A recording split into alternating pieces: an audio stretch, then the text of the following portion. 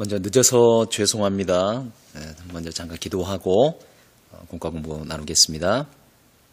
하나님 아버지, 하나님이 택하시고 당신의 귀한 손으로 하나님 나라 위하여 교사로 세우신 우리 중등부 선생님들 가운데 주의 성령의 충만함을 부으셔서 맡겨주신 말씀 사역 잘 감당하여 귀한 어린 양떼들에게 생명의 말씀을 잘 전할 수 있도록 도와주시옵소서. 우리 학생들이 말씀을 나눌 때 마음에 감동이 있게 하시고 이 말씀이 그저 사람의 소리로 들리지 않고 아이들의 마음에 살아 움직이시고 역사하셔서 저 아이들의 마음의 생각과 골수를 찔러 쪼개는 능력의 말씀으로 다가가게 하여 주옵소서. 예수님 이름으로 기도합니다. 아멘. 먼저 야고보서 본문 말씀 한번 읽겠습니다. 야고보서 1장 5절부터 8절까지의 말씀입니다. 제가 읽겠습니다. 너희 중에 누구든지 지혜가 부족하거든 모든 사람에게 후히 주시고 꾸짖지 아니하시는 하나님께 구하라. 그리하면 주시리라. 오직 믿음으로 구하고 조금도 의심하지 말라. 의심하는 자는 마치 바람에 밀려 요동하는 바다 물결 같으니 이런 사람은 무엇이든지 죽게 얻기를 생각하지 말라. 두 마음을 품어 모든 일에 정함이 없는 자로다. 아멘. 가능하시면 선생님들께서는 먼저 야고보서 1장 5절 말씀 한 절을 암송해 주시면 좋겠습니다.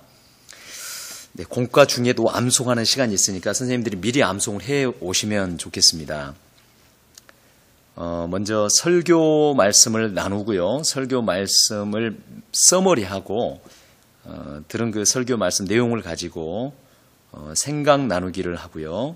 그 다음에 본문 말씀을 다시 한번 두 번째 아이들과 나누고 마지막에 말씀을 가지고 기도하고 결심하는 그런 시간을 갖습니다.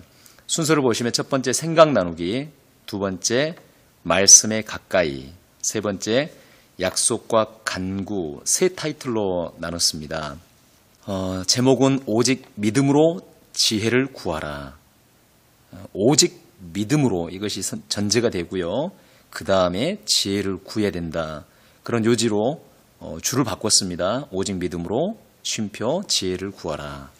네, 먼저 생각 나누기 들어가겠습니다. 생각 나누기 1번. 원종수 박사님 때문에 인터넷 블로그에서 불만을 얘기한 친구처럼 하나님께서 불공평하시다는 생각을 한두 번씩은 가져본 적이 있을 것입니다. 그 친구에 대해 찬성 또는 반대 입장을 서로 나눠보겠습니다. 1번에서는요, 원종수 박사님 내용을 설교 중에 나눌 것입니다. 원종수 박사님은 어려서 굉장히 가난하고 힘든 그런 가정에서 자라시다가 뜨거운 그런 신앙을 가지고 기도에 전념하게 됩니다. 15세, 16세 이렇게 되면서 하나님을 만나고 방언을 받고 그러면서 뜨거운 믿음이 생겨서 계속해서 기도하다가 어느 날 하나님으로부터 부르심을 받습니다. 종수야, 내가 너에게 무엇을 주기를 원하느냐. 마치 솔로몬이 하나님 앞에 1000번째 드렸을 때 나타나셔서 내가 내게 무엇을 주기를 원하느냐라고 물으셨던 것처럼 그렇게 하나님을 만나고 꿈속에서 지혜를 구하게 됩니다. 근데 그 이후로 원종수 박사님이 로마서 말씀을 암송하게 되고요. 그러면서 지나가다가 보는 것들마다 다 이렇게 기억이 나는 그런 희한한 일을 경험합니다. 마치 이렇게 사진을 찍듯이. 그래서 암기 과목들을 아주 우수한 성적으로 이렇게 시험을 치르게 되고요. 전교 석차 450명 중에 350등 하던 학생이 그렇게 은혜를 체험하고 나서 첫 번째 시험에서 5등으로 뛰어오릅니다. 그런 일들을 경험한 원종수 박사님 간증 책이 있는데요. 그 책을 본 어떤 학생이 블로그에 그런 불만을 쓴 겁니다. 자기 어머니가 그 원종수 박사님처럼 너도 좀 매달려서 기도하고 공부해라. 그렇게 훌륭한 사람이 되라. 이렇게 얘기하는 걸 듣고 그 친구가 불만을 얘기한 거죠. 자기도 해봤지만 안 되더라는 것이죠.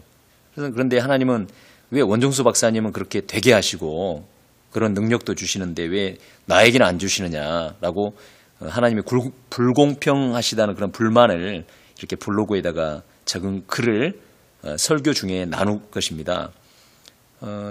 그래서 우리 중등부 친구들도 아마 그런 생각을 할 수 있겠죠. 왜 하나님 어떤 사람에게는 그런 지혜와 능력도 주시는데 나도 하나님을 믿는데 왜 나에게는 안 주시는가? 그 친구의 불만에 대해서 찬성하는 친구들이 있을 것이고요. 또 반대하는 친구들이 있겠죠. 물론 반대도 할 수 있고 찬성도 동시에 할 수 있을 것입니다. 그래서 아이들을 생각을 한번 들어보자는 거죠. 어떤 점에서 그 불평했던 친구의 입장을 이해할 수 있느냐, 아니면 아니면 다르게 반대하는 생각을 가지고 있느냐, 뭐 한두 명씩 아이들과 이렇게 그 생각을 한번 나눠주시면 좋겠습니다. 그렇게 찬성과 반대 입장을 들어보고 나누신 다음에 하나님은 원래 공평하신데 문제는 하나님께 있는 것이 아니고 우리에게 있다는 것을 나눠주셨으면 좋겠습니다. 그래서 1번 질문에 대한 생각을 정리해 주시는데요. 그 불만을 얘기한 친구는 원종수 박사님처럼 그렇게 하나님께 매달리지도 않았고요. 기도하지도 않았다는 것입니다.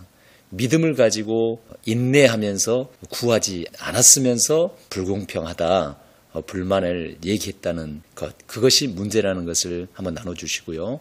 믿음의 기도도 반드시 인내가 필요하다는 것을 같이 나눠주시면 좋겠습니다. 반드시 믿음에는요, 인내가 따르고요. 인내 없는 믿음이란 있을 수 없다.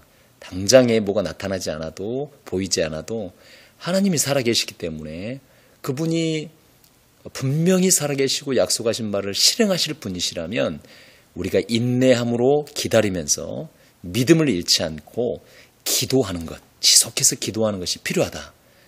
그래서 그 친구처럼 불만과 불평을 얘기하기 전에 우리도 함께 인내로 기도하자라고 1번을 정리해 주셨으면 좋겠습니다. 2번으로 넘어갈게요. 언어 천재 다니엘과 같은 서번트들은 선천적으로 능력을 가지고 태어났습니다. 그러나 솔로몬이나 원종수 박사님은 후천적으로 지혜를 얻게 된 경우입니다. 그분들이 서번트들과 달리 나중에 지혜를 얻게 된 공통의 계기는 무엇이었나요? 그 불평불만했던 그 블로그에 썼던 친구의 그 글 내용을 한번 생각을 이어가는 겁니다. 서번트들에 대해서 제가 또 소개를 할 텐데요. 자폐증을 앓고 있는데 그들 중에 약 10% 정도는 그 집중력 때문에 천재성을 띠게 됩니다. 그래서 언어 분야, 뭐 음악 분야, 미술 분야 이런 각 분야에서 초월적인 그런 두각을 나타내는 사람들을 서번트라고 하는데요. 이 서번트들은 태어나면서부터 보통은 다 선천적으로 그런 능력을 가지고 태어나죠. 하지만 솔로몬은 이미 장성에서 왕이 된 이후에 지혜를 받았죠. 원종수 박사님도 뭐 중고등부 시절에 그쯤 되는 나이에 후천적으로 갑자기 지혜를 얻게 된 경우입니다.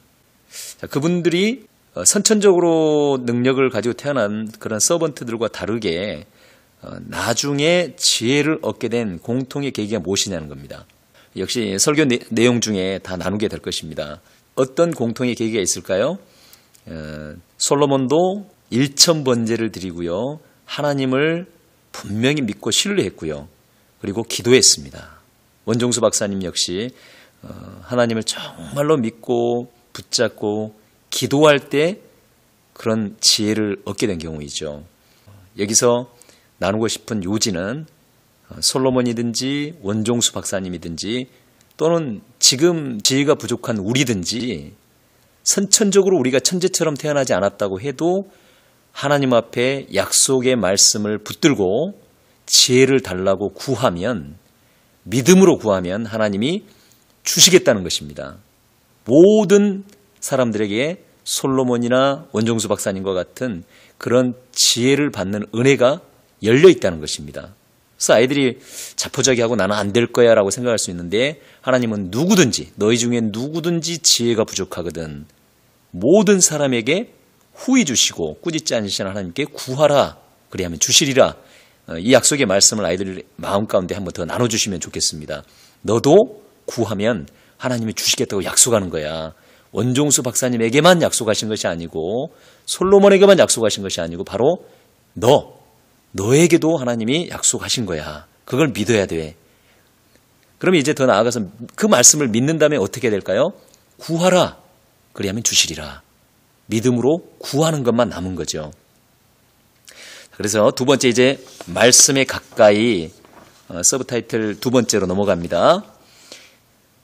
말씀에 가까이는 좀 더 이제 본문 말씀을 하면 아이들과 더 좀 심도 있게 나눠보자는 겁니다.